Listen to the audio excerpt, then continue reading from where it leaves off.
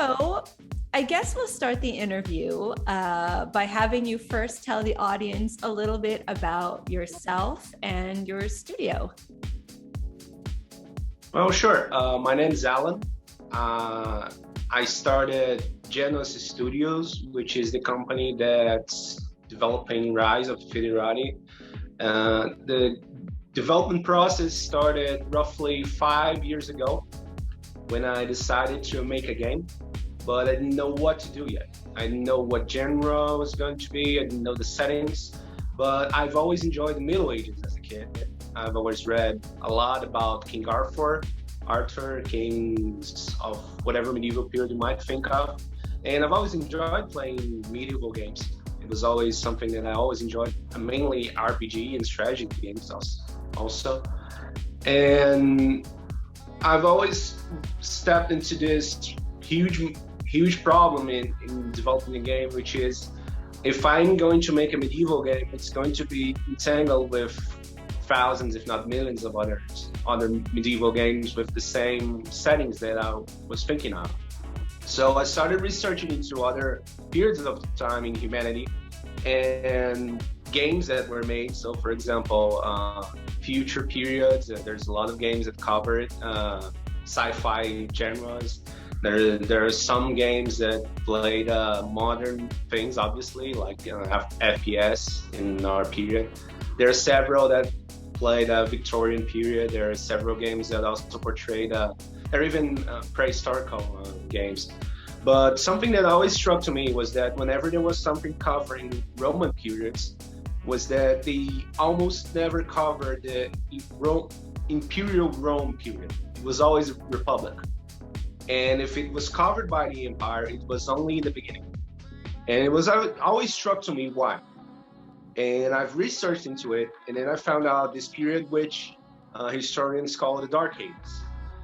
Some more progressive historians would call the Dark Ages the entire period of the Middle Ages, which when I researched into it, I found was a little bit of a stretch.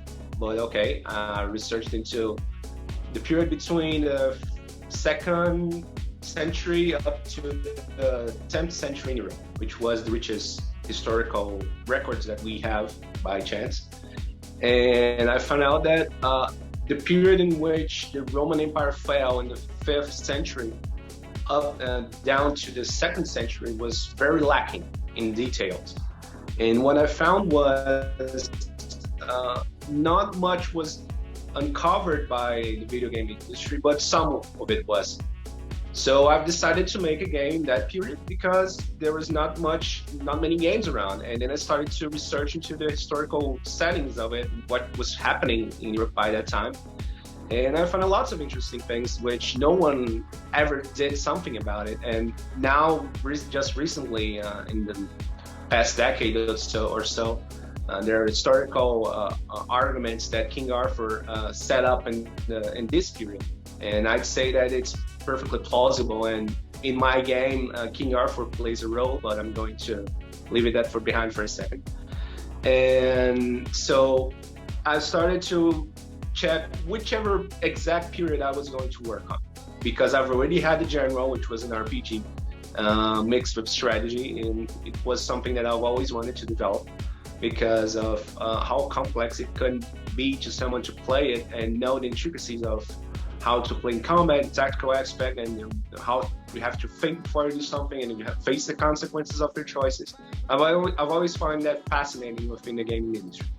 Well, I'm really impressed about your depth of knowledge when it comes to the Dark Ages, which is unusual because it's called the Dark Ages because we just don't know a whole lot about it. Yeah, and so before we get into the gameplay, which I'm very curious about, I wanted to ask you how you went about researching it. Because there's clearly, for your game Rise of the Foederati, which is this, MMO strategy game, it's all about these complex relationships with different tribes and warring factions. And how did you go about researching for this game? Because there's so much research that's involved. Well, first of all, research is one of the main aspects of the game. There's no other games that are going to be as accurate as my game.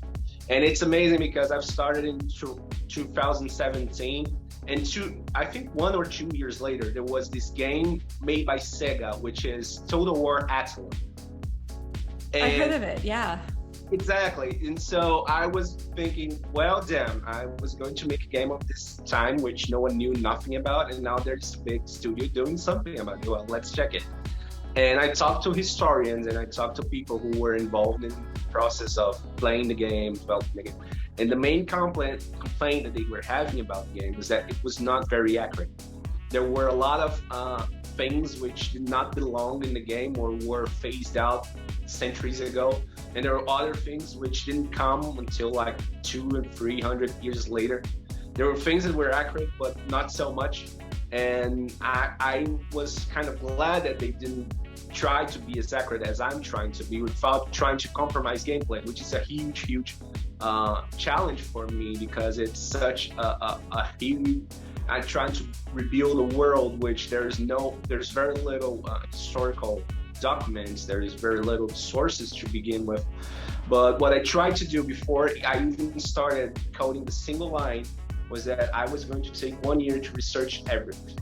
So I took 1 year to go online into website forums and to call history teachers which were specialized in something near that era. I was going to ask them about the languages, about practices of religion and how people lived and how warfare was being conducted at that time. And it was like building a huge jigsaw puzzle. Let's talk about the gameplay and how all this research comes into play, because Sure. Your game is very ambitious. Rise of the Foederati, according to your website, it's an MMO strategy game that mixes real-time and turn-based strategy. And I guess my first question is, can you talk about how that sort of affects the gameplay, that mix of real-time strategy, turn-based strategy, and also how the MMO, being a massive multiplayer online game, affects gameplay? Sure. The game starts with you as a leader of a small contingent of soldiers. So you're not the king of the tribe. You will never be the king. You will only be a leader. And the more that you climb up the military rankings, you become more influent in your tribe. But you will never become the king. The king is an artificial intelligence, which would tell you which places are more important for the tribe to conquer or to make alliances or to just ignore. And it all comes together when the Roman Empire is also an artificial intelligence, which always tries to put the tribes warring among each other so it can still become relevant. It's key to the game because it's also historically accurate. The Romans always put tribes to fight each other so that they would never become very strong and try to conquer them. So it's something that is going to come into play in the game. So as this leader of this small army, you have your group of soldiers and you have to take care of their supplies like food. You have to take care of their weapons and their armor so that they're well maintained. And you need to pay those soldiers unless you don't want to pay them, then you want to make them go into retirement or sort of. Like, for example, you can tell a soldier that you don't need their services and they can come back next year. And how it relates in real time to turn-based. So all combat is turn-based. It means that you have your group of soldiers in this lattice, is that the name, with lots of squares like Final Fantasy Tactics. Yes. So, and you take your turn and all your units move and attack. Then your enemy takes their turn and they all move and attack. And most of the battles are fights in villages or in key strategy points for a tribe or another, in which the victor plays a role in how the world reacts to it. So, for example, you raid a village. Let's say the village had no defenders, so the artificial intelligence is going to place some villagers to defend it from the invaders. Villagers are not very well versed in combat, obviously, so it's more of a hassle to you and how much it's going to hinder you into progressing by defeating villagers. So you defeat the villagers, you loot the village, okay? So while in real time, the world is processing this. Let's say you take 30 minutes in real life to raid the village. During this time of 30 minutes, and other players can see if they're close enough in the map that there's a village being raided, and they can enter the combat at any time if they see that this village is being raided. So all the places in the world have some sort of places of interest that we call it. So there's a farm, there's a village. Let's say there's even a forest place where you can rest and they make camping there. Other players can see what's happening there if they search or if they have a capable scout. And if they scouted this village has been attacked, you can cut short the attacking player. So in essence, you try to the soldiers are already tired from fighting the villagers, so you can cut short his retreat by trying to capture him before he retreats. So there's the element of trying to be fast, and there's a grazing period that the player that's raiding has to try to loot everything before other players see them. And obviously it comes to play, or also if you have good scout, they can check this before it happens. They have the grazing period gets less, and it depends on how good the scout is, for example. And so all the soldiers have different classes, they have different equipment, they have different strategies that come to play. Each different unit, for example, right now we have roughly 5 soldiers per tribe, and we have 4 tribes. And we have 1 leader for each tribe. So each unit has 3 branches that they can develop as a soldier, and we have level 1 to level 50. So this is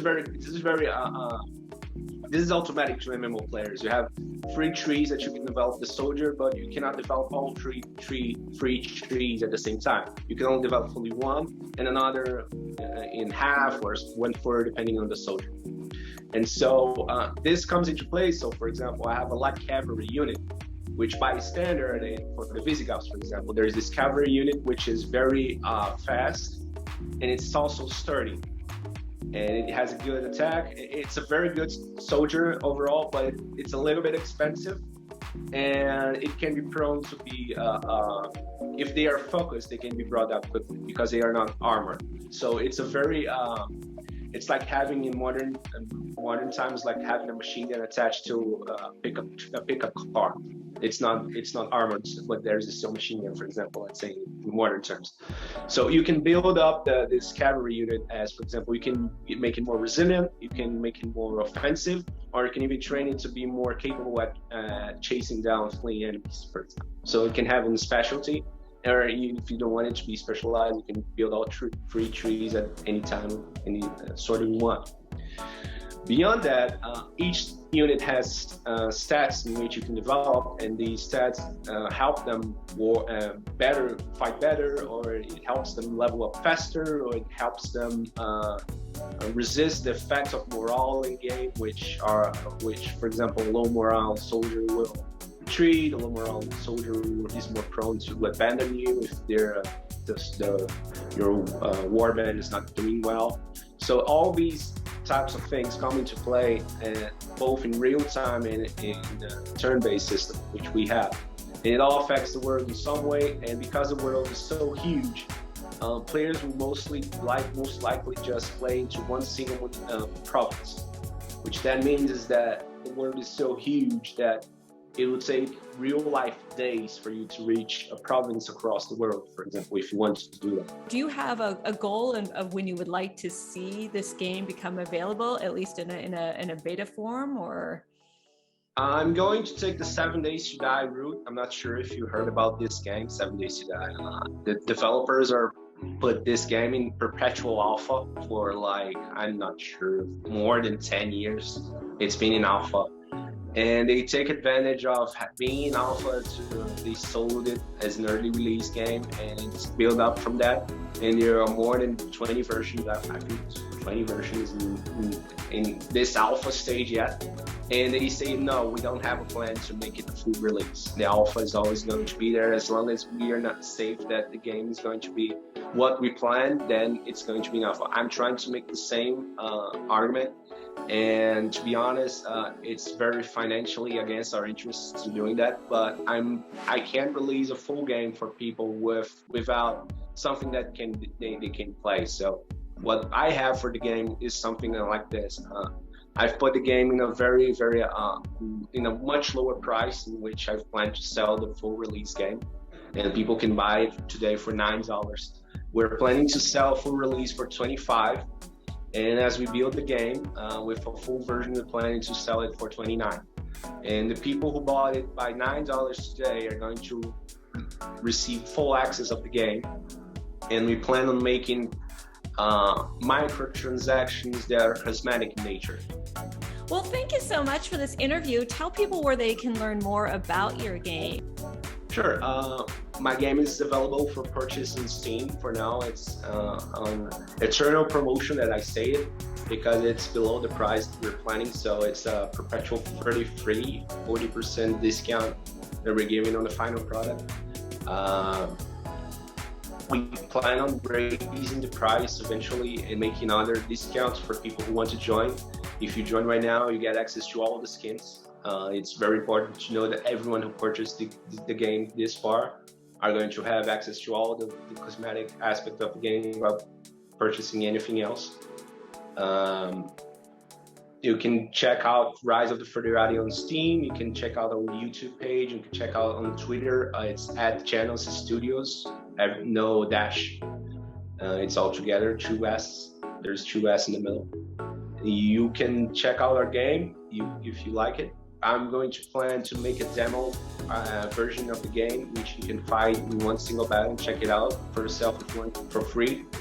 All right. Well, thank you so much for joining me today, Alan, to talk about Rise of the Foederati. Good luck continuing to develop your game. I hope our audience will check out the game for themselves. And this has been really fun. Thank you.